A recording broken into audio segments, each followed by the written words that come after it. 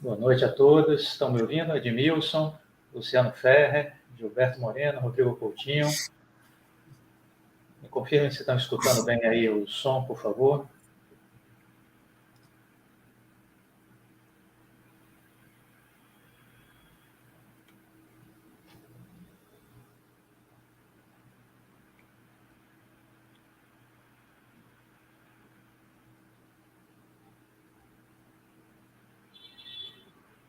Audição ok?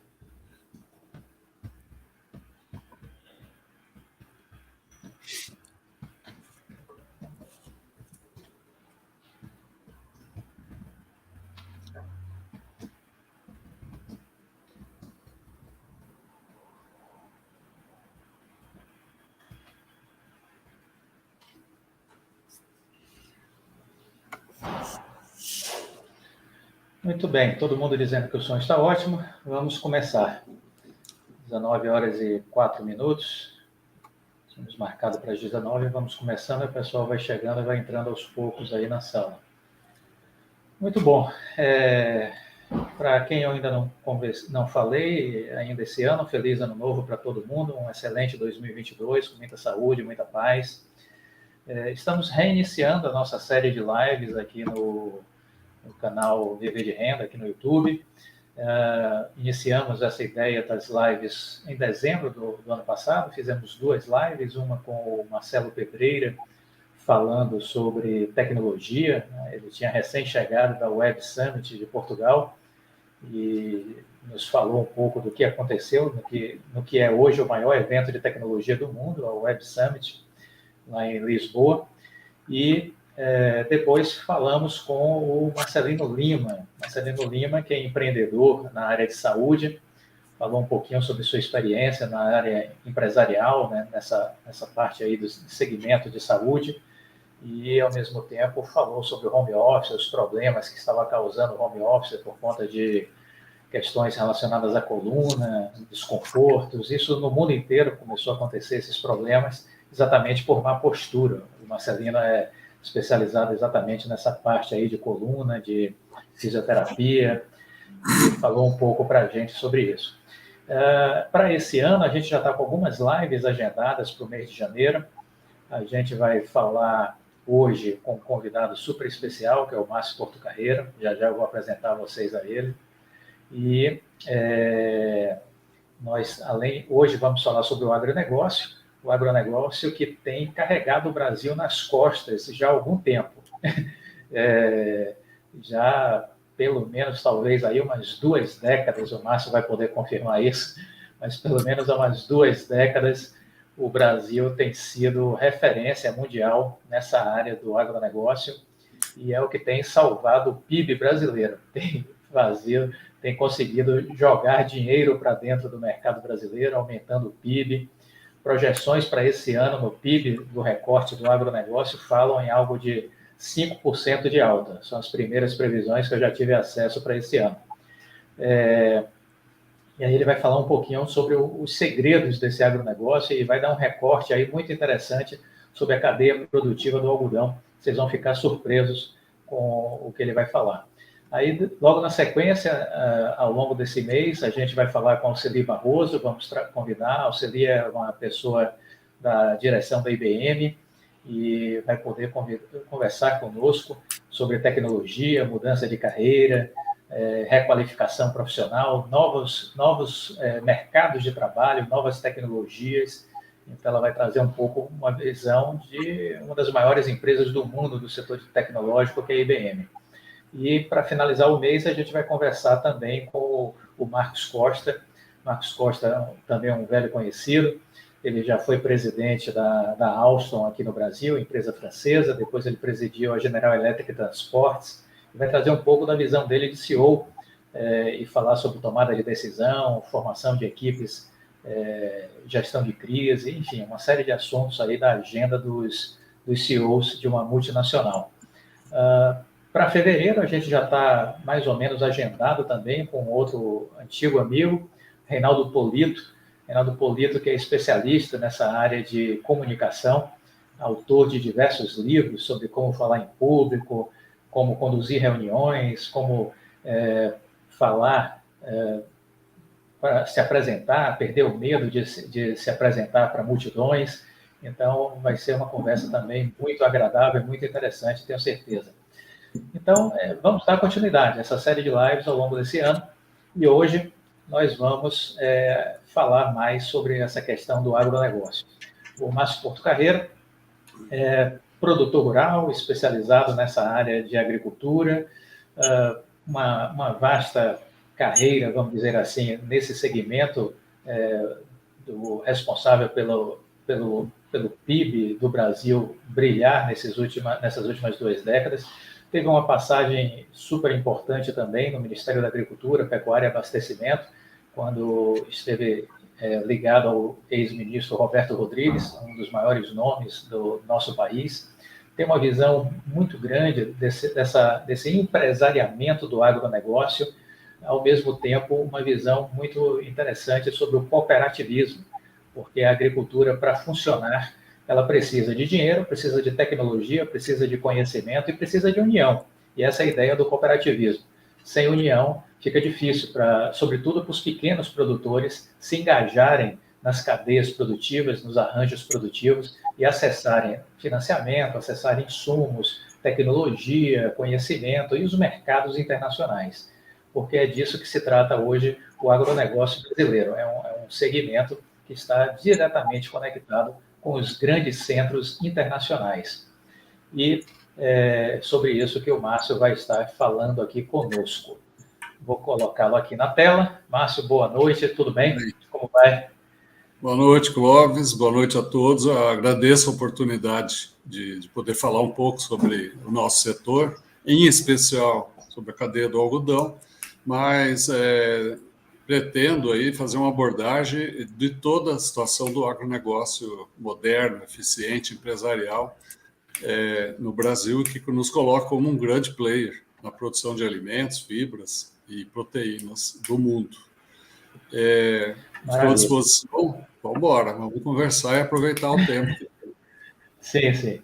Por favor, faça uma introdução aí sobre você e aí depois pode começar a puxar o tema aí do agronegócio, por favor. Fique à vontade. Não, vamos lá. É mais fácil falar do agro do que de mim. Eu sou engenheiro agrônomo, atuo na área há muito tempo já. Venho do Mato Grosso do Sul, vim para Brasília, como você disse, trabalhar com Roberto Rodrigues no Ministério da Agricultura. E assim que saí do Ministério da Agricultura, vim me somar ao esforço aí de retomada do algodão brasileiro dentro da Abrapa. A Abrapa estava nascendo há 13 anos atrás, se estruturando, e eu fui convidado para ajudar a fazer esse trabalho, junto com outras pessoas da nossa equipe.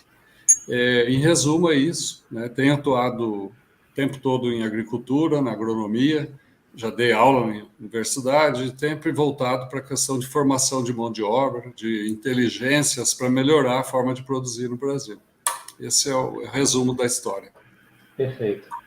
Você falou da cadeia produtiva do algodão, a gente vai começar a discorrer um pouquinho sobre esse case, e o algodão no Brasil, o Brasil já é o quarto maior produtor e o segundo maior exportador de algodão mundial. Vamos começar a falar um pouquinho sobre esse case. Vamos por aí. Bom, acho que antes disso tem que dizer o seguinte, o Brasil, o algodão já era cultivado no Brasil antes do descobrimento, antes dos portugueses chegarem aqui. Já os indígenas cultivavam algodão, é uma árvore, não era o arbusto que se cultiva hoje, mas obtinham o algodão e toda a rotina de vestimenta, redes e utensílios já eram fabricados com base no algodão. Então, só para dizer que é uma questão que está muito intrínseca na nossa cultura, né? Depois, por um largo tempo, o Brasil foi um grande produtor de algodão mundial.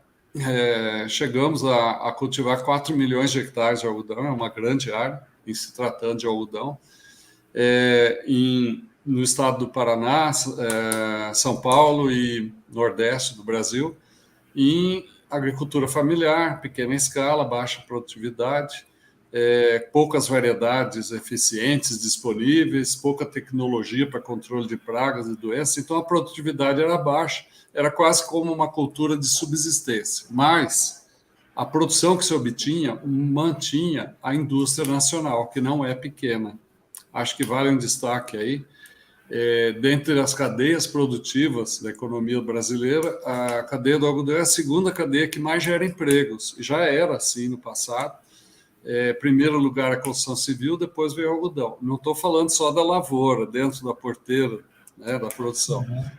O algodão produzido na lavoura, vindo para fiação, tecelagem, confecção, para a indústria têxtil, é o segundo maior gerador de empregos nesse país. Então, é uma cultura tradicional, forte, e que foi perdida 100% há 22 anos atrás, em função da entrada de uma praga exótica que chegou no Brasil, vindo dos Estados Unidos, e dizimou com toda a nossa produção, se instalou no Brasil para ficar, e hoje representa o nosso maior desafio de conviver com ela, manejar eficientemente essa praga e produzir um excelente algodão, que é o que nós estamos fazendo. Uhum. Então, a história do algodão vem de muito longe, já fomos muito grandes, caímos e nos levantamos de novo, com alta tecnologia, com capacidade de produzir um dos melhores algodões do mundo. Essa é a situação que nós estamos hoje. É isso. Perfeito. E como foi essa virada de mesa, vamos dizer assim, essa transformação, né? Depois da queda, como foi esse caminho de subir de novo o Everest? Olha, então, como o Brasil tem uma indústria têxtil muito forte, para você ter ideia, é o maior produtor de jeans do mundo.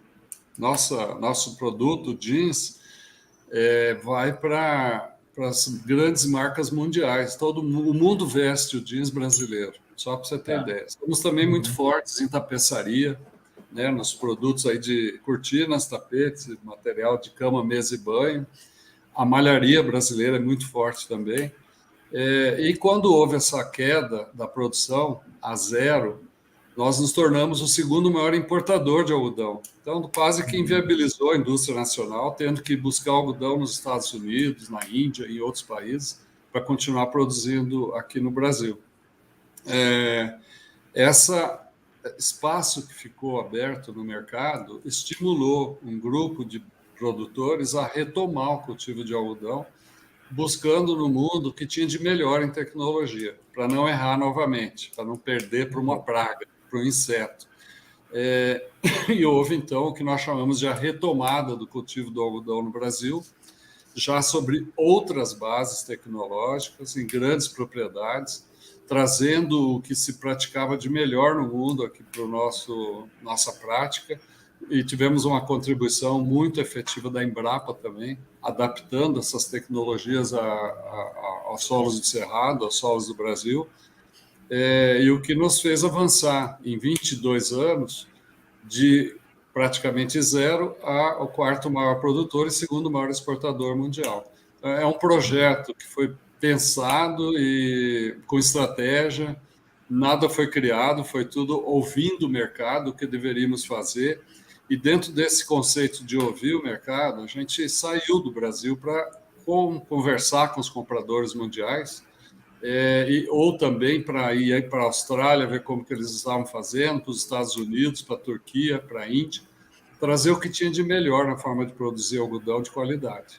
E junto com esse projeto, implantamos 4 grandes pilares para poder chegar a ser competitivo no mercado mundial. É isso que nos traz a diferença hoje. Estão perguntando aqui, Márcio, se é o bicudo a praga que teve aqui no algodão? É o bicudo do algodoeiro. Bicudo. É uma praga minúscula que só se alimenta de algodão e, se não for cuidada a tempo, ela dizima com toda a lavoura. Não tem produção, que é o que aconteceu no passado. E hoje, como é que está sendo o manejo dessa praga? Como é que se combate isso? Olha, existem formas de convivência, né?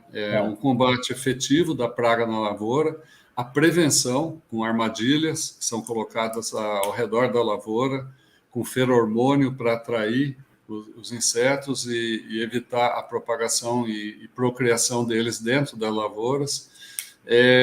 A partir do momento que se instalou a lavoura, começa um processo de semanal, quinzenal, de aplicação de químicos para manter essa praga no nível baixo de infestação, e após a colheita, todos os restos da cultura que tiverem na lavoura têm que ser eliminados para não possibilitar a proliferação de bicudos para a próxima safra.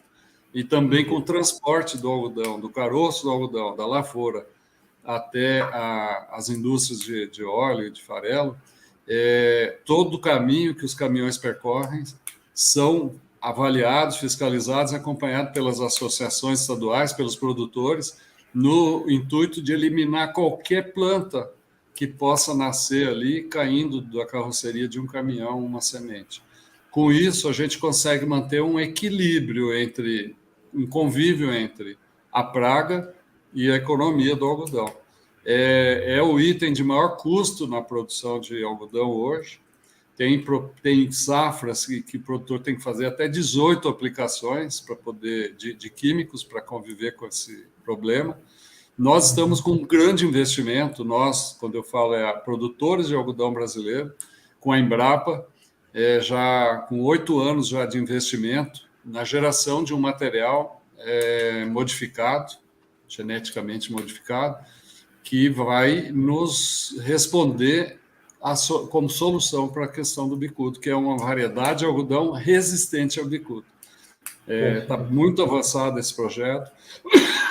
Nós espero que dentro de 4, 5 anos possamos lançar no mercado mundial uma variedade de algodão que não tenha proteína que atrai o bicudo para se alimentar da planta de algodão. Isso vai ser uma inovação e vai ser a solução para a continuidade do nosso negócio. Então, já é a segunda vez que a gente resolve os problemas. Já é a segunda vez que você cita a Embrapa, e eu sempre digo isso, que a Embrapa é a raiz de todo o sucesso do agronegócio. Você concorda com isso? Não, com certeza.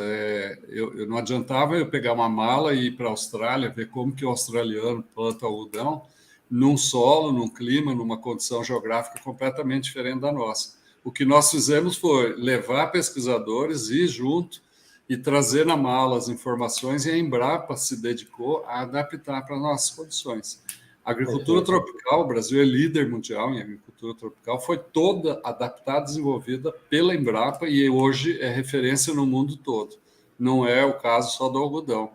Então, é a nossa base científica, né? São pessoas que pensam e vivem desenvolvimento de tecnologia o tempo integral. Isso, para nós, é muito bom.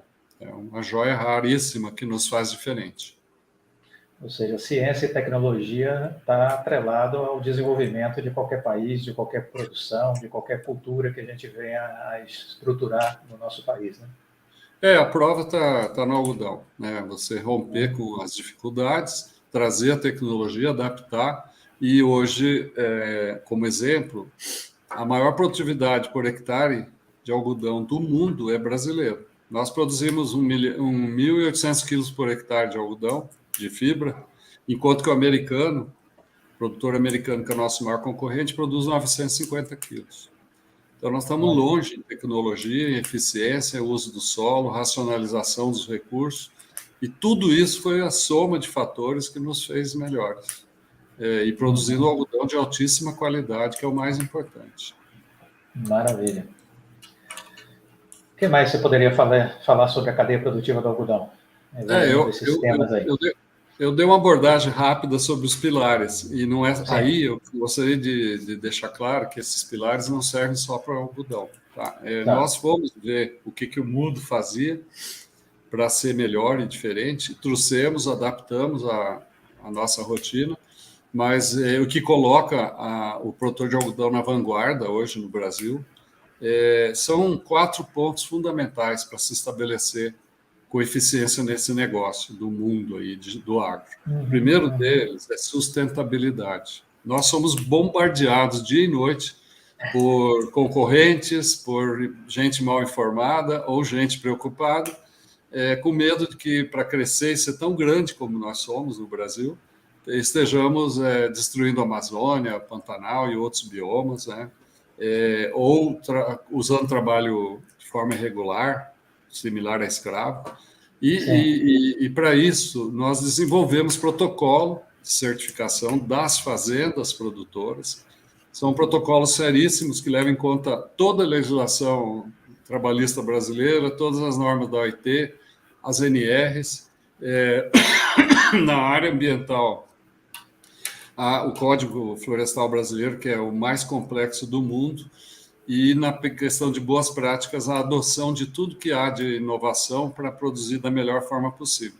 Protocolo de 178 pontos de verificação, 100% das fazendas certificadas são visitadas por auditores internacionais todos os anos, não é por amostragem nem por sorteio, e o algodão que é obtido aí é certificado, tem um certificado de boas práticas e sustentabilidade, o que nos coloca como líderes mundiais hoje na produção de algodão certificado. Exemplo, as grandes marcas mundiais, Adidas, Nike, Calvin Klein, elas têm metas de sustentabilidade para toda a matéria-prima que entra nas suas coleções. A partir de 2022, 2023, 2024, só vão comprar matéria-prima sustentável, garantida, não é só falar que tem que provar. E nesse ponto nós saímos na frente. O Brasil é líder mundial nesse quesito. Então, isso derruba todos os paradigmas que são colocados contra o Brasil hoje com relação a boas práticas, a forma de produzir. Quando eu recebo aqui pela Brapa uma denúncia de um comprador coreano, uma preocupação que é baseada numa denúncia que chegou lá de que nós estamos plantando algodão na Amazônia, eu não me dou o trabalho de responder para ele. Eu simplesmente entrego na mão dele o contato das empresas internacionais certificadoras que todos os anos vêm aqui no Brasil e visitam todas as fazendas e dão o atestado de conformidade. Então, a resposta está dada. Isso é que o Brasil precisa fazer em outras cadeias, e já está fazendo, não é só no algodão, para avançar e derrubar essa onda negacionista aí quanto à nossa forma de produzir. Outra questão, que eu faço questão de destacar, é que você não faz certificação socioambiental sem rastreabilidade, sem a identidade, sem a história de cada, no caso do algodão, cada fardo de algodão. Um fardo tem 220 quilos, ele tem que levar até a porta da indústria a história. Quem produziu, como produziu, que tecnologia foi utilizada, quanto de água foi utilizado, quanto de óleo diesel, aonde que esse algodão foi beneficiado, aonde que ele foi analisado, em que laboratório. qual o resultado desse laboratório em termos de qualidade, e aí abre esse processo a partir de um código de barras que permite o comprador saber a história de cada fardo de algodão. E você não faz a certificação socioambiental se não tiver uma rastreabilidade muito séria. E esse é o nosso ponto forte. Qualidade é outro ponto que nós investimos muito para deixar de ser comprado. Na verdade, o algodão brasileiro hoje nós vendemos para o mundo. Nós colocamos preço. Para você ter ideia, a safra que terminou de colher o mês, ela já estava 1 ano vendida. A safra que nós estamos plantando agora, a safra que estamos terminando de cultivar, ela já está vendida toda. Quando colher, já vai ser só para entregar. Nós já temos algodão vendido em 40% da área que vai ser cultivado em 2023. Por isso que eu falo da diferença. O mercado vem buscar esse produto e nós não somos comprados, nós vendemos algodão para o mundo. Porque a demanda hoje é bem maior do que a oferta de algodão sustentável. E é baseado na questão de sustentabilidade e qualidade. E um outro ponto que vale destacar, e aí deveria ser uma política pública para desfazer essas imagens negativas, é investimento em marketing, mas desmistificando a imagem do marketing. É o marketing positivo, é falar o que nós fazemos de bom, e não é em 30 segundos de anúncio de horário nobre de televisão, é dia e noite, é 365 dias. Nós temos 2 programas de marketing, um que chama-se Movimento Sou de Algodão, que é para estimular a indústria nacional, o consumidor brasileiro, a comprar produtos de algodão. Deu muito certo, estimulando as universidades de moda, os formadores de opinião, os ícones da moda brasileira a falar do algodão brasileiro e estimular as pessoas a usar algodão. O outro é através de um escritório que nós temos em Singapura, que atua em 9 países da Ásia, vendendo algodão, falando de algodão, falando de Amazônia, falando de Pantanal, de fauna, de flora, de meio ambiente, 365 dias do ano. É um investimento muito grande que mudou a forma de enxergarem a produção brasileira. Isso só fala de algodão, exclusivamente. Deixa eu fazer um recorte, Márcio. Você falou aí um monte de coisa super importante, né? Vamos tentar fazer uns recortes aí dentro dessa sua fala que você fez. Você trouxe as repercussões que são ruins quando acontecem aí denúncias, por exemplo. Foi visto um grupo numa fazenda que estava explorando o trabalho escravo. E aí, isso, quando é noticiado e dado uma amplificação, vamos dizer assim, como se aquilo fosse algo costumais no Brasil. Pelo menos isso reverbera um pouco dessa forma. Quando você fala também em queimadas na Amazônia, no Pantanal, os incêndios, isso a gente não pode negar, né, porque a gente viu aí nos últimos anos isso como uma coisa que vem crescendo, mas, por outro lado, parece que é o produtor rural que está tocando fogo em tudo, porque ele precisa plantar e aí a queimada faz parte da estratégia dele. Comenta um pouquinho sobre isso, porque eu sempre tive essa outra visão, até por conhecer você, por conhecer um pouco da agricultura moderna brasileira, eu sempre tive essa visão de que isso não combina, de fato, com nada do agronegócio brasileiro. Porque o agronegócio ele tem muito empresariamento e ele tem muito essas vertentes que você destacou aqui, de rastreabilidade, qualidade, conhecimento, tecnologia, enfim, e a própria preservação ambiental e as boas práticas na relação com as pessoas que trabalham na lavoura. Como é que a gente lida, né, com esse ruído, que é um ruído que está sendo cada vez mais amplificado?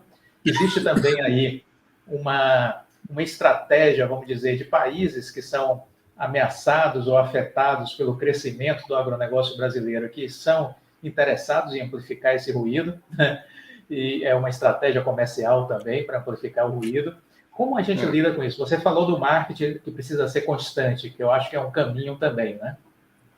Pois bom, para começar, nós, no algodão, não temos mania de perseguição, não.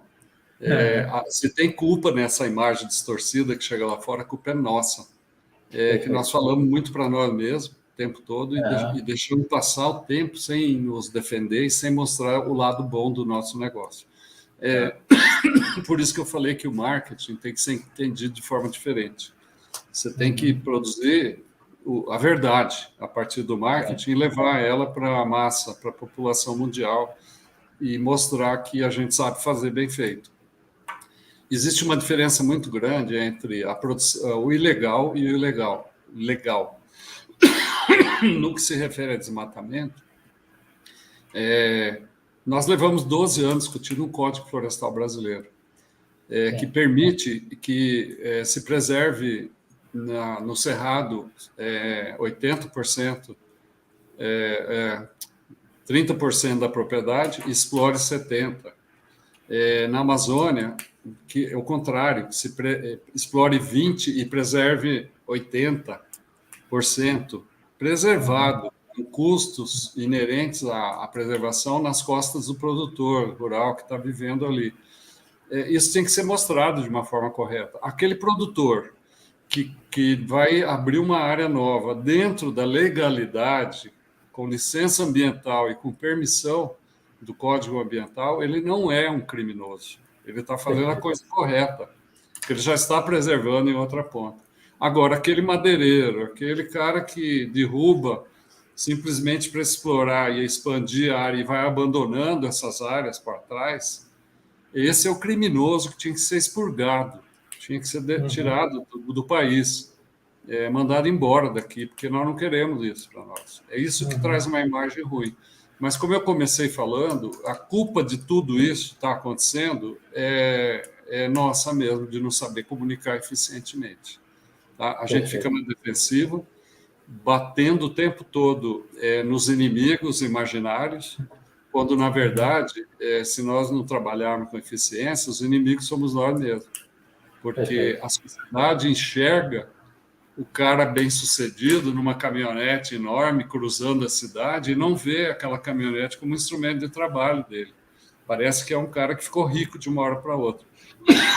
Mas ele não consegue se locomover se não for num carro alto, com capacidade para levar alguma coisa para a fazenda, para trazer no dia a dia. Por aí vai, né? Então, são questões de tomada de consciência coletiva, de país. Nós temos que ter o governo brasileiro, os prefeitos, os vereadores, os deputados, os senadores, os governadores e os produtores e as lideranças falando a mesma linguagem para o mundo e não batendo uns em cima dos outros ou contra os outros o tempo todo. O que chega lá fora é muito ruim, realmente. Parece que é tudo ilegal, tudo imoral e tudo irregular. E não é. A realidade aqui é outra. Nós temos hoje 80% das fazendas brasileiras legalizadas, sob o ponto de vista ambiental. Se tem 20% que é irregular, tira fora, proíbe, tira do sistema. É isso que a gente defende o tempo todo, né? E admite que uma das falhas é nossa. Um ponto que eu gostaria de destacar, Clóvis, falando de Abrapa, de associação, nós somos uma entidade que atua em Brasília com lobby político positivo, não temos vergonha nenhuma de dizer que a gente influencia decisões positivamente, coordenando esses projetos que eu falei de sustentabilidade, qualidade, rastreabilidade, marketing, mas trabalhamos em sintonia com 10 associações estaduais, que estão lá na base, falando diariamente com os produtores. Então, o que nos fez fortes, eficientes e grandes é o associativismo. Não haveria forma nenhuma de se estabelecer num país continental como o Brasil se não tivesse uma rede de pessoas trabalhando em prol do mesmo negócio, certo? Então, o associativismo é a base de tudo. E um outro ponto que nos fortaleceu muito ao longo dessa história foi o cooperativismo, porque para baixar o custo, fazer chegar a tecnologia aos produtores, permitir que eles usem de forma compartilhada as máquinas, que são caríssimas. Uma colheitadeira de algodão é mais de $700 mil, uma máquina. Ele possa se organizar através de cooperativas e fazer o uso coletivo desses bens de serviço. E também hoje nós estamos evoluindo tanto nessa área que estamos conseguindo não mais vender fardo de algodão, de fibra. Nós já começamos a beneficiar o algodão na comunidade, estamos vendendo fio para a indústria. E aí você agrega muito mais valor, né? Trazendo muito mais ganho para o produtor. Ele deixa de ser um mero produtor de matéria-prima e passa a ser um elo forte dessa cadeia que vai chegar na roupa ou no produto final. Então, isso o Brasil tinha que adotar como regra. Ninguém se estrutura sozinho, isoladamente. Eu tenho grandes produtores associados que plantam mais de 500 mil hectares entre soja, milho e algodão, e eles são associados, eles dependem dessa união para ser mais fortes ainda. Assim como eu tenho produtores pequenos, de 500 hectares, de 2.000 hectares, e que só se viabilizam pelo associativismo, pelo cooperativismo. Isso tem que ser ensinado nas escolas. Não é porque minha origem é no cooperativismo, mas eu acho que o Brasil está pecando no marketing, na comunicação, e deixando passar a oportunidade de educar a juventude, as novas lideranças, para não serem seres, atores isolados nesse contexto, e sim atuarem de forma coletiva. Não só no lobby político, mas trazendo tecnologia, trazendo informação, trazendo estratégia e vendendo melhor a produção, para não ser comprado. É isso. Perfeito. Você falou um pouco aí dos custos, né? $700 mil, uma máquina aí de colheitadeira, né? Em linhas gerais, quais são os custos principais do setor produtivo aí? Legal. Vamos lá. Olha, comparando soja com algodão, um hectare de soja, você custa R$3.000 para fazer um hectare de soja. Para fazer um hectare de algodão, é R$13.000. É bem mais.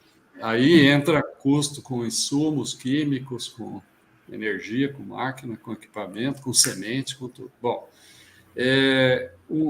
uma colheitadeira de algodão que colhe no máximo 2.000 hectares por ano, ela custa $700 mil. Então, é um outro ponto que tem que ser avaliado na hora de entrar nesse negócio. Aí você colhe o algodão na fazenda. Ele tem um problema diferente de soja, de feijão, de milho. Quando colhido, é um monte, é um volume, uma massa muito grande que não pesa quase nada. É a pluma, né? Então, você tem que separar esse algodão do caroço dentro da fazenda para transportar, otimizar o transporte. Você vai levar o caroço para a indústria de óleo e a pluma para a indústria têxtil. Você só faz isso com uma indústria dentro da fazenda. Pra você ter ideia, uma unidade de beneficiamento de algodão, que é uma indústria de beneficiamento que é colocada dentro da fazenda ou numa cooperativa ali perto da lavoura, a mais barata, a mais simples, a menor, são R$30 milhões para começar. Uau. Então, é um grande investimento, só entra no algodão quem tem crédito, quem tem cash, quem conseguiu acumular algum recurso para poder bancar a entrada nesse negócio. A partir do momento que ele der a primeira safra bem-sucedida, ele está estabelecido no negócio, porque ele já começa a pagar esse investimento todo, né? E se viabiliza. Falando em equação financeira, o produtor de algodão não pega dinheiro do crédito rural, do Banco do Brasil, do Bradesco, de Itaú. Ele vai buscar uma outra equação, isso é a modernidade nos negócios.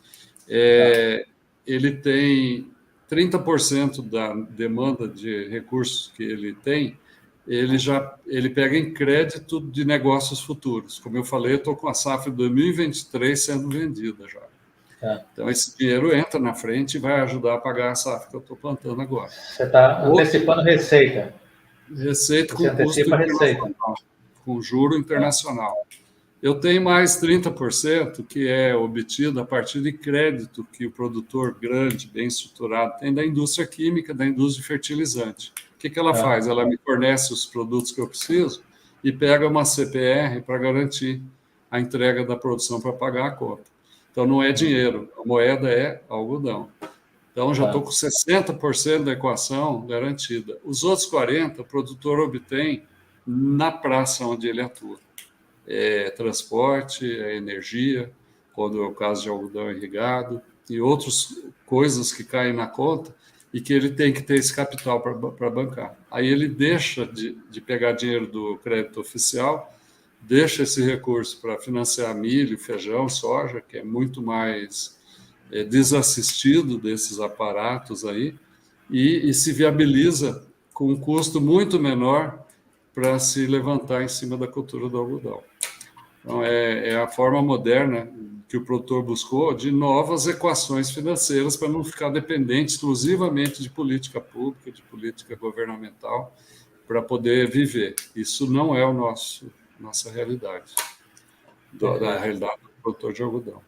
Até porque se ele pegar 13 mil reais e pegar o limite de 3 milhões e 500 lá, que é o limite de cada produtor de crédito, não dá nada. Ele não financia nada, acaba não sendo nada. Então é melhor ele buscar outra forma para se viabilizar. E nós já encontramos essa fórmula. Então isso é muito bom.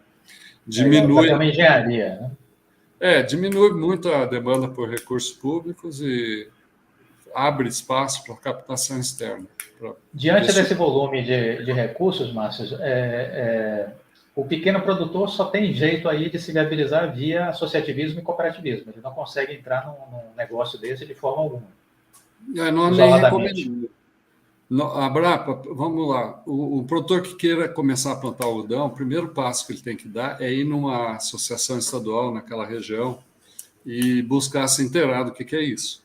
Alguém vai dar uma aula para ele lá de quanto custa produzir, o que ele tem que ser, o tamanho que ele tem que ser, o quanto de dinheiro que ele tem que ter no saco para começar a plantar. Aí ele entra nessa brincadeira, mas ele já entrou para dentro de uma associação. E ele vai ser treinado para colaborar e discutir tudo de forma coletiva. Aí ele descobre que ele tem que alugar ou comprar uma máquina que é caríssima para colher o algodão. Mas ele descobre que tem uma cooperativa na região dele que faz esse trabalho para ele, para toda a coletividade. E é da mesma forma o beneficiamento, assim como também já pode evoluir para fiação e tudo mais. Então, é um caminho natural. Ninguém faz sozinho. Nós não aceitamos produtores isolados que vêm bater na nossa porta, aventureiros que vão entrar esse ano, quebrar o ano que vem e sair do negócio no terceiro ano e nos deixar na mão. Porque quando eu vou vender algodão com 3 anos de antecedência, eu tenho que ter garantia de que eu vou ter algodão para entregar. Não é aventura de produzir algodão, é negócio. E o Brasil é tido no mundo como o país que mais honra contratos. Nós nunca descumprimos contrato, mesmo em anos que o preço, houve um mercado reagiu ao contrário, ficou muito bom e nós tínhamos vendido algodão num preço menor, nós honramos e entregamos. Então, esses são os pontos que fortalecem o conceito de associativismo, de cooperativismo, de união, de pensar junto, de gastar algum tempo junto, pensando no futuro. E uma palavrinha que o brasileiro não tem muito costume ainda, não é uma crítica, é cultural, planejamento. As coisas têm que ser pensadas, curto, médio e longo prazo, tem que traçar cenários, você tem que imaginar o que pode acontecer para poder estar preparado quando esse cenário vira realidade. Dando tiro no escuro, ninguém vai muito longe. E isso a gente tem como regra. E outro ponto é o profissionalismo, né? Tudo tem que ser feito com muito profissionalismo. Da cozinheira da fazenda ao tratorista, o manobrista de máquina, o beneficiador de algodão, todo mundo tem que estar convencido do papel dele naquele processo, para buscar fazer da melhor forma possível. Você falou do planejamento, e isso é super importante para destacar, porque, na verdade, quando a gente olha para as grandes empresas, planejamento estratégico faz parte da rotina delas há mais de 30, 40 anos, sempre fez parte da rotina empresarial. Os pequenos empresários, os micro e pequenos empresários, já não têm essa realidade, né? É algo que vem amadurecendo com o tempo. Você vê que até recentemente a taxa de mortalidade de pequenos negócios no Brasil, o Sebrae divulgava que era em torno de 70%, 80%. Que as empresas desapareciam antes de completar 5 anos. Exatamente por isso, porque o cara entrava no oba-oba para empreender, sem uma formação, sem uma visão empresarial, sem um conhecimento empresarial e não dá certo. Isso a gente tem essa clareza, mas o brasileiro vai muito nesse oba-oba, né? Olha só, o conceito do planejamento estratégico é fundamental. Não é um quadrinho que fica na parede lá com uma missão, visão. Para constar. A vida da empresa. Uma outra coisa que a gente discute muito, e o produtor de algodão faz, é repartir sucesso também. Não é só ele ganhar sozinho. Então, se ele tem um quadro funcional fixo, permanente, satisfeito, treinado, habilitado, e todo mundo olhando para o futuro e vendo o que eles querem para ser melhores dentro daquele quadro de visão, de missão, e ganhando um pouco desse sucesso também financeiramente, a rotatividade é baixíssima e a eficiência é altíssima. Você otimiza todos os recursos e consegue manter o negócio vivo em épocas boas e épocas ruins. A agricultura depende de clima.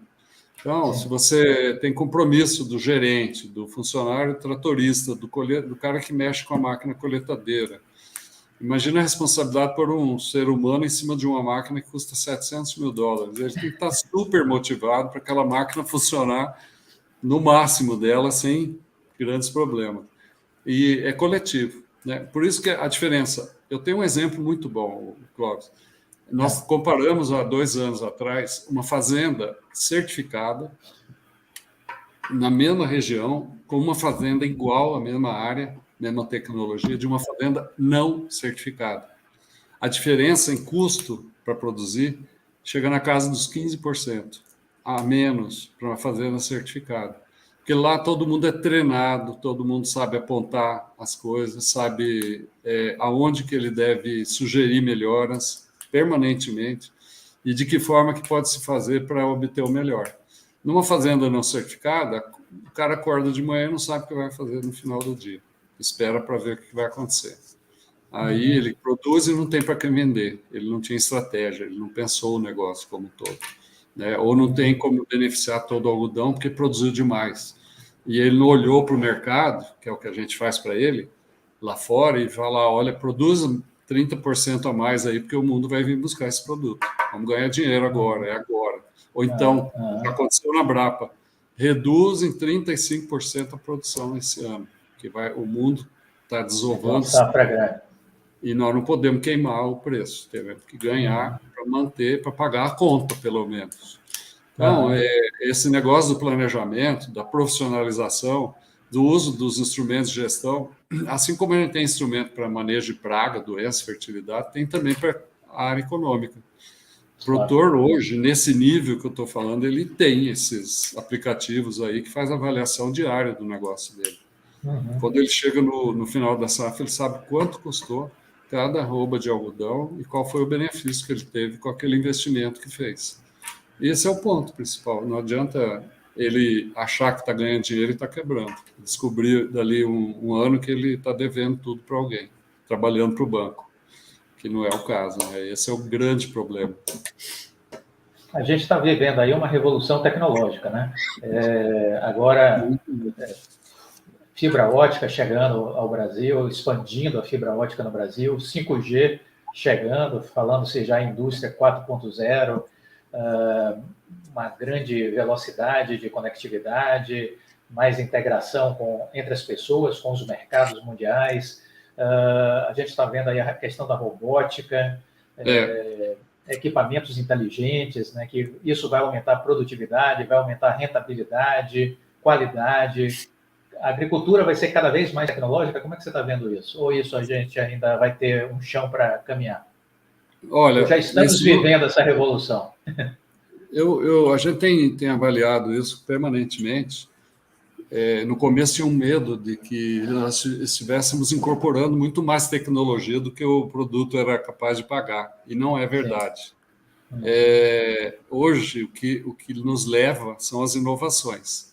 Né? Inovação em biotecnologia, hoje nós trocamos o uso de químico por produto biológico em 40%, conseguimos reduzir o uso de químico por produtos biológicos. Foi tecnologia, investimento em inovação muito grande. As fazendas de algodão têm biofábricas, produzindo seu próprio inseticida.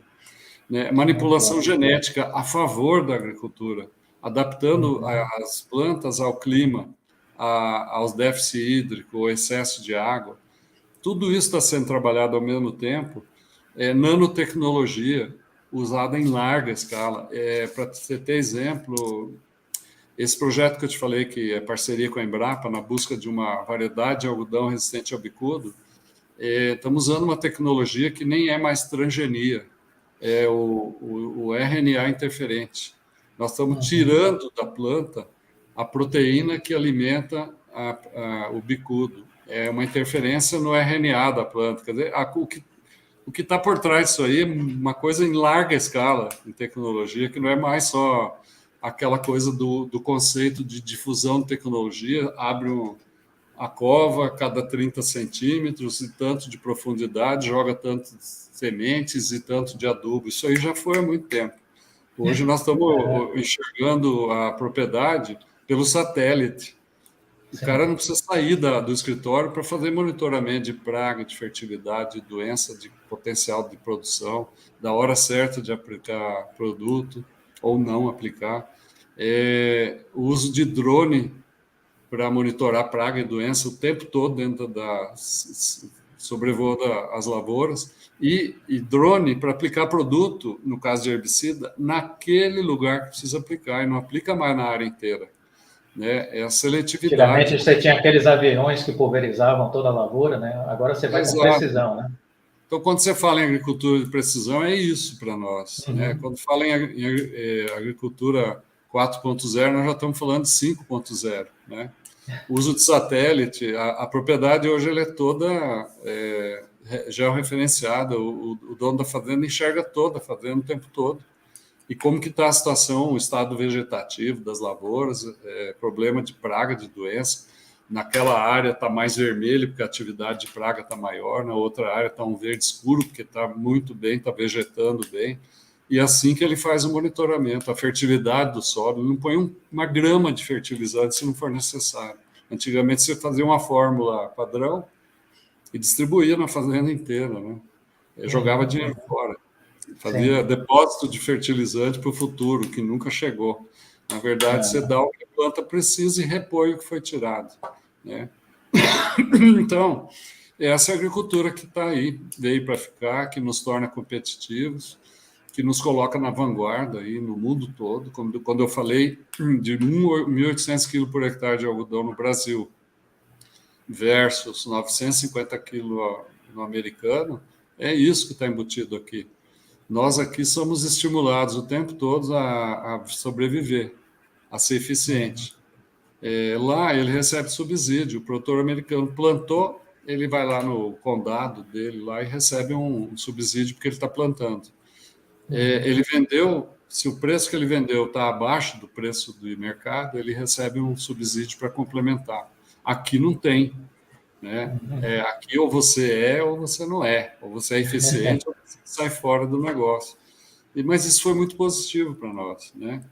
Não tem como discutir que seja diferente. Nós não queremos subsídio do governo.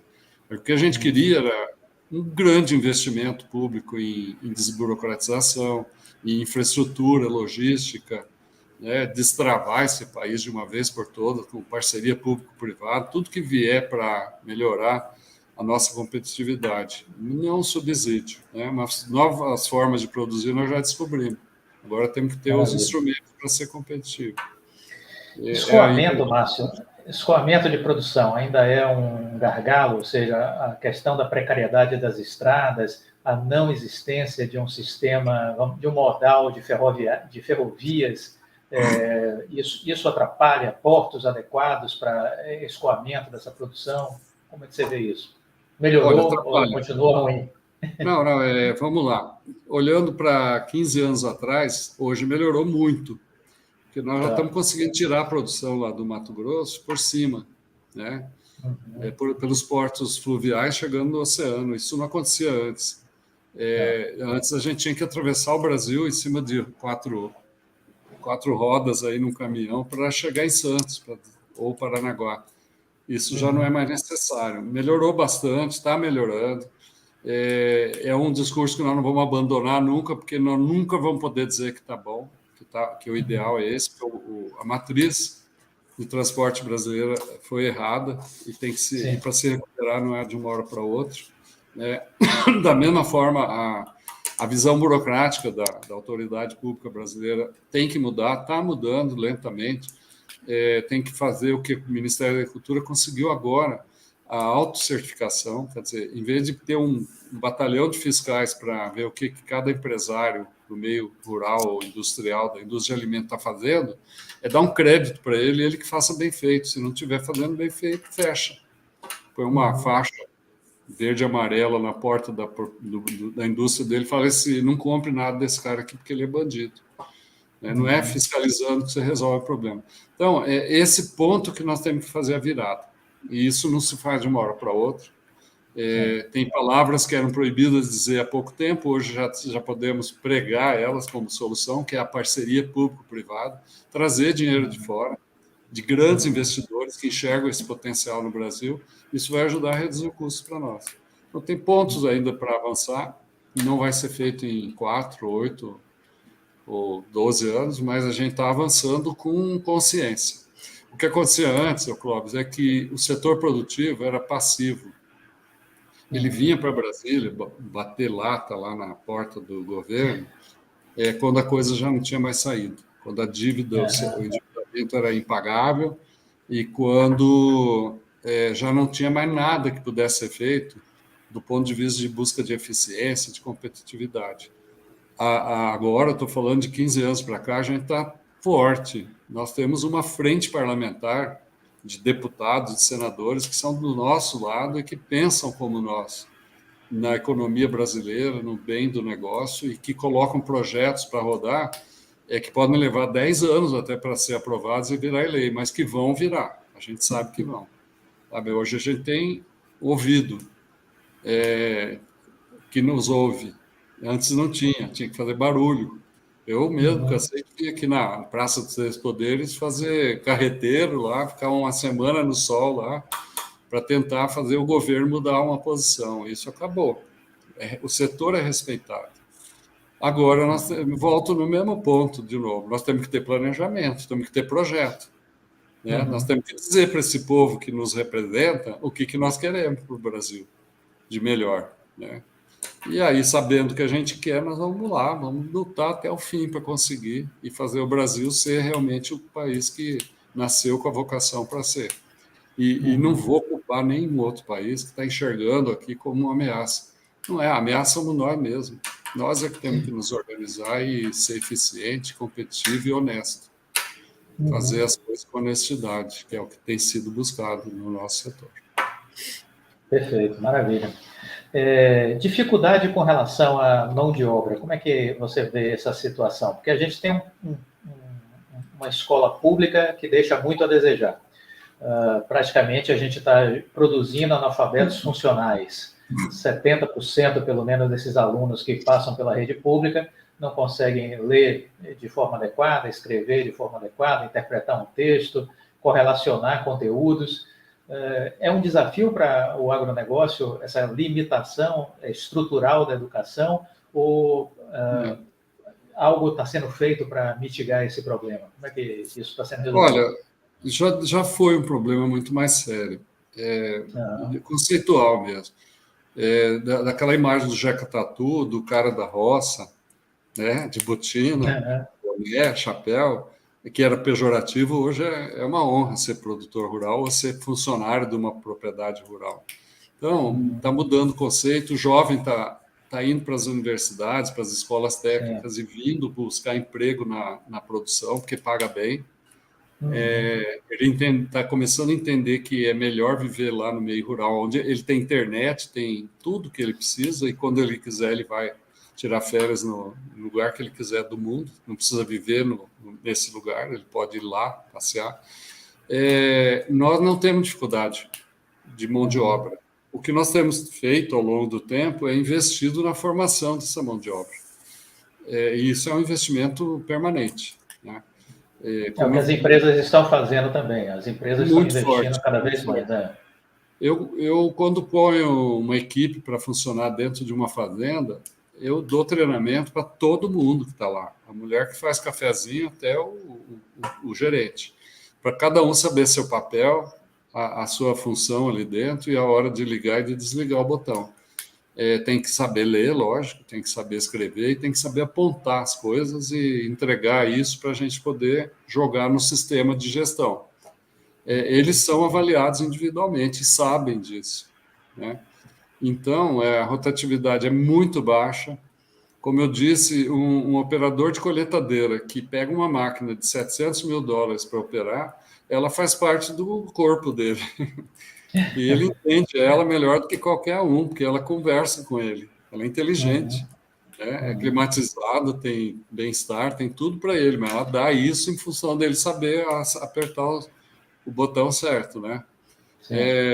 E por aí vai. O cara que ia lá na lavoura e ficava atolado na lama contando praga, hoje ele foi substituído por um drone. E ele em vez de ser o cara da lama, da bota atolada no barro, ele fica no escritório recebendo relatório desse drone aí, fazendo interpretação de dados para passar para a decisão de aplicar ou não aplicar produto, da hora correta e tudo mais. Então, e essas pessoas são as mesmas, elas foram treinadas para mudar de posição. E eu vou te falar um negócio, quando a coisa é para melhor, todo mundo abraça. Eu não tirei um cara do escritório que estava lá analisando o gráfico e mandei ele atolar o pé no barro. Eu fiz o contrário, eu tirei ele do barro, dei um banho de loja nele, dei um curso de 1 ano, 6 meses, o tempo necessário, e ele mudou de função, né? E ele se sente muito, muito mais importante. Porque uma aplicação de químico que ele consegue evitar, ou uma aplicação de químico que ele consegue indicar para fazer na hora certa, pode representar o ganho, o diferencial de ganho daquela lavoura inteirinha. E ele sabe disso. Como eu falo, cada um sabe seu papel nesse processo. O molequinho que está lá sendo criado nesse clima, ele sabe que não pode jogar um papel de bala no chão. Tem lugar para depositar. Por que lixo tem que ser separado? Plástico, papel, vidro, tudo mais. Eles estão sendo educados desde pequeno. Então, a geração que vem depois vai ser muito melhor, né? E nós já estamos trabalhando na Abrapa a geração dos novos líderes. Nós já estamos indo para a segunda, terceira geração de produtores que vieram do Sul como pioneiros, e os filhos e netos deles já estão assumindo o comando. Esses caras foram estudar na Europa, nos Estados Unidos, em qualquer lugar do mundo aí, voltaram com conhecimento de tudo e com visão de negócio muito diferente do que o pai deles, que era só intuitivo. E são os líderes que estão aí, né? Eles cobram cada vez mais resultado, eficiência. Essa mudança já está acontecendo no meio rural brasileiro, né? E uma coisa que acho que a gente tem que deixar claro aí, eu falo muito em produtor de algodão, que é grande e tal, mas tudo que eu falei aqui serve também para a agricultura familiar. Se não for profissionalizada, se não for eficiente, se não tiver todo mundo lá naquela propriedade familiar, trabalhando motivado para ter o melhor resultado, não vai ser com política pública que eles vão sair da pobreza. Tem um papel fundamental de colocar o alimento na nossa mesa, no dia a dia, a agricultura familiar, mas tem que ser profissionalizado e muito eficiente. Você tem que aglutinar esses produtores por meio de associações, de cooperativas, tornar elas profissionalizadas, né? Inseri-las em arranjos produtivos que possam beneficiar a produção, para agregar valor, né? O cara pode ser aquela linha do assistencialismo, né? De forma nenhuma. Acabou isso aí. O produtor rural não precisa ser um especialista em TI. Ele tem que saber entrar no sistema e extrair dali o melhor relatório que ele precisar. Ou saber para quem que ele pode pedir ajuda nesse caso aí, né? Para tomada de decisão. Ou sentar 1, 2, 3 vezes por ano com a equipe dele e fazer um planejamento de curto, médio e longo prazo para poder levar o negócio dele para frente, para poder ter coragem de investir mais ou menos, dependendo da conjuntura. Isso, claro que serve para o meu grande produtor e para o mini produtor. Se ele não fizer isso, ele morre também. Ele fica com a língua de fora e alguém vai lá e toma dele. Deixa eu te fazer duas perguntas sobre essa parte de comércio exterior. Qual foi a importância de vocês terem um escritório em Singapura? Quando vocês tomaram essa decisão de montar uma base em Singapura, vocês estavam olhando, obviamente, aquele mercado asiático, e quais eram as expectativas, quais eram os desafios e quais foram os resultados dessa decisão de implantar esse negócio, esse escritório? Vamos lá. Essa decisão coincidiu com a chegada da pandemia. A gente achou que tinha feito a coisa mais errada do mundo. Mas vamos lá, a gente resolveu que para ser grande e para ficar grande, não ser de vez em quando, você tem que estar estruturado. É a briga de cachorro grande também. Sim. E, então, nós fomos ver o que o nosso concorrente fazia. Eles fazem isso. Eles têm escritórios, eles têm gente produzindo material publicitário, folheteria, na linguagem de cada país, na cultura de cada país. Tem representante local falando bem do meu produto na língua que precisa ser ouvida. E aí nós tomamos a decisão de abrir esse escritório em Singapura e subrepresentações em outros 9 países lá da Ásia. Contratando gente, treinando, pondo todo mundo para funcionar. Aí chegou a pandemia. Falamos, bom, jogamos tudo fora. Vamos ter que parar e esperar voltar o mundo voltar a funcionar. Só que nós descobrimos uma outra coisa que foi muito positiva. Descobrimos o mundo virtual, que funciona melhor do que o mundo real nesses casos. A gente antes pegava uma malinha, viajava 30 e tantas horas para chegar na Ásia, passava 15 dias lá, falando de rodadas de reuniões com compradores e tal. Voltava, ia voltar lá de novo daqui um ano, e cada vez era um interlocutor diferente. Com o virtual, só para você ter ideia, o ano de 2021, nós conseguimos reunir em reuniões 2.800 compradores em salas de negociação. Conseguimos fazer com que eles vissem a produção brasileira em vídeos, em produção virtual, e coisas que eles não tinham antes, essa possibilidade, de enxergar a propriedade vista de cima, de um drone passando por toda a propriedade, o beneficiamento, a colheita, o produto final. Nós fizemos uma experiência de uma reunião para falar que íamos ter algodão com os compradores, e depois fizemos uma de encerramento de safra, que foi agora no final do ano. Quando nós fizemos a reunião do encerramento de safra, eu já estava falando da safra 2022, porque a do 21 já estava vendida há muito tempo. Então, nós descobrimos uma fórmula moderna, eficiente de vender, vender imagem, vender produto, vender o que se faz de bem, sem sair de casa. Isso foi muito bom. Essa fórmula veio para ficar. Estamos pensando em retomar, assim que a pandemia melhorar, der condições, as missões. Convidar algumas pessoas estratégicas para virem conhecer o Brasil, passar 10, 15 dias aqui. Da mesma forma, levar pessoas daqui, nossas, para bater na porta lá, tomar um café olhando no olho do cara. Esse lado humano não vai acabar nunca. Mas a fórmula virtual deu a noção exata do que a gente pode fazer sem precisar esse deslocamento. Agora, o escritório lá é fundamental, porque eles têm lá hoje uma referência, um endereço para qualquer dúvida acionar e ter a resposta na hora. Lá nós temos gente nossa preparada para dar a resposta. Então, o cara tem uma dúvida com relação à Amazônia, ou com relação à qualidade do algodão, a comprimento de fibra, cor, textura, como que está a safra, ele manda uma mensagem por WhatsApp e recebe na língua dele, na mesma hora, ele está tendo resposta. Estar no mercado full time, 365 dias do ano, e não só esporadicamente para tentar vender alguma coisa. E esse é o marketing que você estava falando, né? Esse é o marketing presencial, né? O estar junto e o tempo todo. Presencial. E aqui dentro também tem esse programa que é o Sou de Algodão, que é muito forte, que é convencer o brasileiro a retomar o consumo de produtos de algodão. E aconteceu. Nós tínhamos ideia de recuperar o mercado 10% do market share em 2 anos, já recuperamos 40%. Não tem mais nada para recuperar, agora é só crescer. Para o sintético, né? Isso falando com o estudante, com o professor, com o formador de opinião, com os blogueiros aí de moda, é um outro universo, mas a gente conseguiu tirar o algodão do fundo da loja e colocar na vitrine, com visibilidade. Convidar modista, designer, que nunca tinha visto um pé de algodão para ir lá no dia da colheita, na lavoura, e passar um dia lá. É o encantamento deles, saberem que aquilo ali é algodão. Não tinha ideia. E aí essa interação com o mundo da moda, eu acho que é importante, né? Porque acaba amplificando a visibilidade, né? Esses grandes produtores de Fundamental. moda, né? As grandes marcas, Nós, né?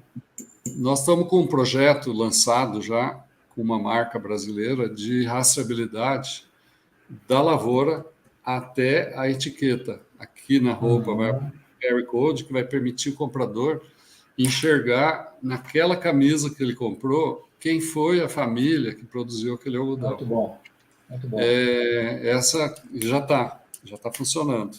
E o ano que vem tem uma grande rede de magazine aqui do Brasil que está entrando com toda a coleção feminina dela também com QR Code. E aí, daí para frente é o caminho sem volta. Né? É a garantia que o comprador quer. Ah, será que quando eu vou comprar uma peça de roupa eu não estou contribuindo para degradação ambiental, isso, aquilo? Sim. E a prova, está ali a foto de quem produziu a matéria-prima, aonde, quando, como, quanto que gastou de químico, de água, de energia, tudo. Está tudo ali registrado e disponibilizado. É um movimento mundial, é uma preocupação que veio para ficar. O consumidor do mundo é igual, não adianta Sim. subestimar o brasileiro, o europeu, o americano. Quando ele bate na loja lá, o medo dele é contribuir para o fim da humanidade. Então, ele quer contribuir para melhorar a humanidade, não para piorar. E nós fazemos tudo isso, só temos que provar. Então, está feito. Esse caminho, nós já estamos nele. Muito bom. Você falou da questão da tecnologia, né, desse digital que cresceu, e eu acho que agora com o metaverso isso amplifica aí uma série de possibilidades, né? Não sei se você está acompanhando essa temática do metaverso, como é que vocês estão vendo Sim, isso? cara, está potencializando tudo. Está chegando tudo muito rápido, a gente tem que se readaptar e redescobrir todo dia, né? Aham. Acorda cedo, você abre uma notícia aí, você vê uma palavra nova, vai ver o que é, o que está por trás dela. Aquilo que eu disse, a gente tinha um medo antes de que toda essa tecnologia não estivesse a nosso favor, e sim como custo. Descobrimos que não tem limite. Tudo que você trouxer de melhoras em termos de ferramentas de gestão, instrumentos para melhorar a forma de produzir, é positivo, não é custo, é investimento e racionaliza o processo produtivo. O produtor está preocupado com isso também. Ele está lendo muito mais do que ele ia antes, está se informando, o filho dele já veio com essa nova concepção, ele já está contratando agrônomos e profissionais nas fazendas com esse conceito. Não é pé duro que vai para a lavoura, mas é gestor de negócio. E isso que é a diferença. Né? A indústria de produzir alimento, fibra, proteína. E eu volto a falar, não é só alimento, fibra, grãos e tudo mais em grande escala. O Brasil tem que fazer uma mudança muito grande também na pequena propriedade rural para que eles incorporem isso como meta, como forma de vida. Acabou, não tem mais espaço para ineficiência. Muito bom. Márcio, falando um pouco aí do pequeno produtor, como é que você falaria mais sobre a questão do cooperativismo, né? Como é que a gente poderia, enquanto organização da estrutura social brasileira, desenvolver mais esse conceito do cooperativismo? Porque eu estou falando do Nordeste, eu sou da Bahia, né? E eu vejo que a associação, o cooperativismo no Nordeste sempre teve uma pegada muito grande de assistencialismo. Quando a gente olha para o Sul, Centro-Oeste e Sudeste, a gente vê aquele cooperativismo com uma raiz mais empresarial. É diferente você olhar a cooperativa no Nordeste, Norte e olhar Sul, Sudeste e Centro-Oeste. Eu percebo pelo menos essa diferença. Não sei se reduziu, porque eu já não tenho nenhum projeto nessa área há algum tempo, mas isso era muito nítido há 10 anos atrás, pelo menos. Eu só tenho um ponto aí. Cooperativa tem que ser eficiente. ela tem que buscar resultado para o coletivo. Ela distribuir prejuízo não funciona em lugar nenhum.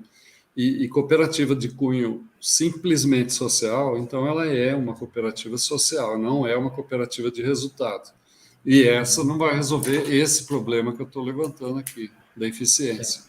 Ela vai resolver o problema social.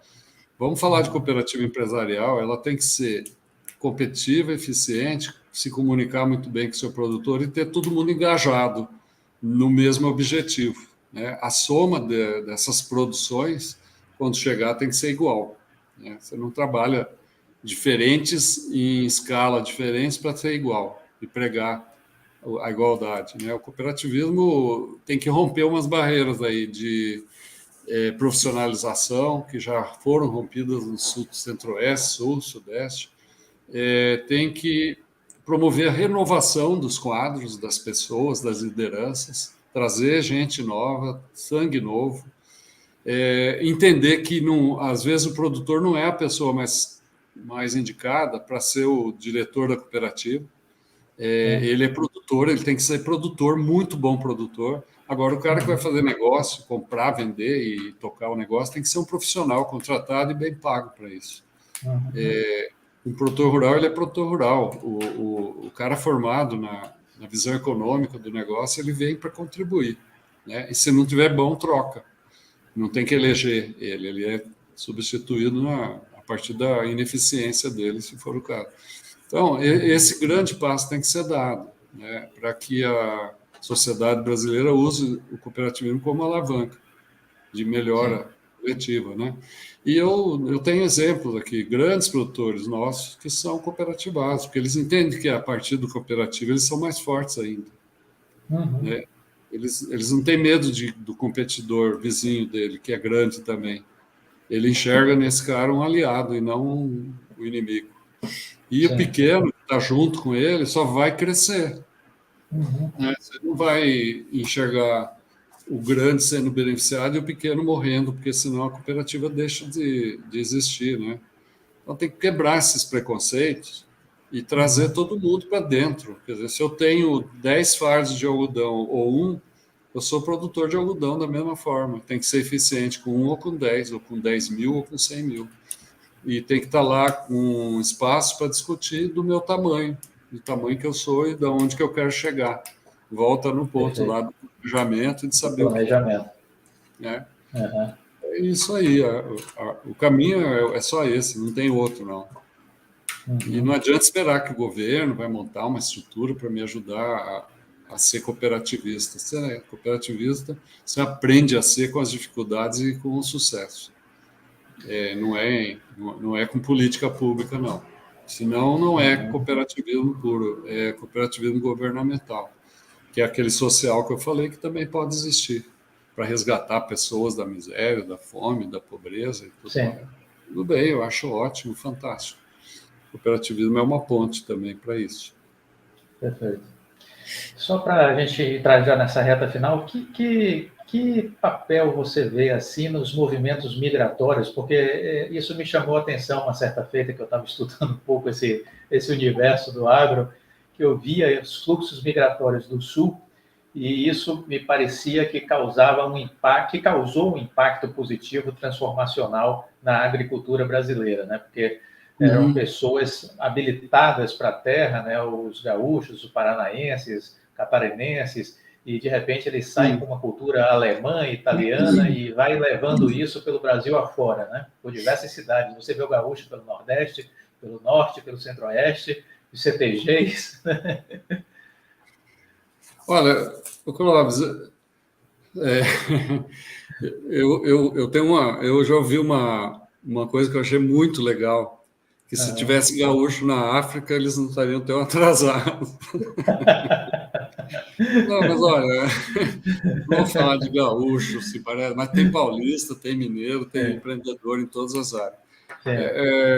O que aconteceu no Brasil é sociológico, né? A formação do povo brasileiro, ela vem lá do descobrimento das capitanias, de gente dependendo de patrão para levantar a cabeça, da escravidão e tudo mais. A gente vai rompendo isso e de repente chega uma leva de pessoas que imigraram uma geração antes, de um país que estava na miséria, como Itália e Alemanha, não é bem o caso, mas também tinha gente precisando sair de lá, e vieram para melhorar de vida coletivamente. Eles trouxeram as cooperativas boas e bem-sucedidas para cá.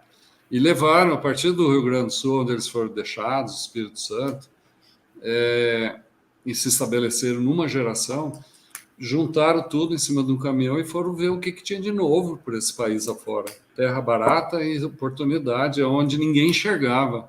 Essa é a verdade. Então, é gente com espírito pioneiro, empreendedor, que ia sem dinheiro nenhum, parava na porta do banco para pedir empréstimo, senão ele morria ali mesmo. E deu certo, cara. Eu viajo pelo Brasil todo, aí, Mato Grosso do Sul, Minas, Goiás. As áreas o maior PIB do Brasil no interior estão na agricultura e nas mãos dessas famílias que já estão indo para a terceira geração e que não é mais gaúcho, não. Eles têm lá suas tradições, seus amores pelas origens, mas são brasileiros que já estão misturados com... Se misturaram, exatamente. E isso é o Brasil, cara. Isso é o que a gente Isso você vê numa região que é muito próxima aí de você, no caso, indo aí para Brasília, que é o oeste da Bahia, né? E foi exatamente isso aí que você está retratando, né? Terceira geração já que ocupou aquela região, já se misturou. Já estão casados lá, com gente de lá que deu certo também, junto com eles. Fortalecer o comércio, serviço, agricultura. Está tudo grande. Você vai numa cidade como Luiz Eduardo Magalhães, você vê o dinheiro circulando na cidade, de um lado para o outro. Sorriso lá no Mato Grosso, Pesal. Eu, quando vou, eu volto muito mais feliz do que quando eu estou aqui em Brasília, porque aqui a gente vive num ambiente carregado e você vai lá e vê a gente trabalhando, cara. Oportunidade para todo mundo, as casas bem arrumadinhas, comércio funcionando, de noite tem vida, tem gente consumindo, é fantástico. Esse é o Brasil que a gente sonha. É um ciclo virtuoso, né? Você vai vendo a riqueza circulando e mais pessoas vão ganhando dinheiro. Não é só o produtor rural, é o comércio, né? É a rede hoteleira, é restaurante, tudo. Né? Tudo. Nós temos 2 projetos emblemáticos dentro da nossa Abrapa que já estão no ponto de chamar atenção. Nós tínhamos uma preocupação do porte do produtor de algodão e descobrimos uma comunidade no interior de Minas, em Catuti. Era uma comunidade do Banco da Terra. 400 hectares, umas 200 famílias, quase morrendo de fome lá, que não tinham mais atividade para fazer, a não ser plantar algodão. Nós abraçamos aquela comunidade, organizamos eles com treinamento, capacitação, levando eles a constituir cooperativa, doamos tudo que precisava de início e hoje eles são autossuficientes. Uma comunidade de 400 hectares, 200 famílias, com uma produtividade altíssima de algodão e vendendo toda a produção, tudo que eles produzem. Mesma coisa em Guanambi, no interior da Bahia. Era uma comunidade abandonada que tradicionalmente plantava algodão, estavam lá morrendo também, o semiárido.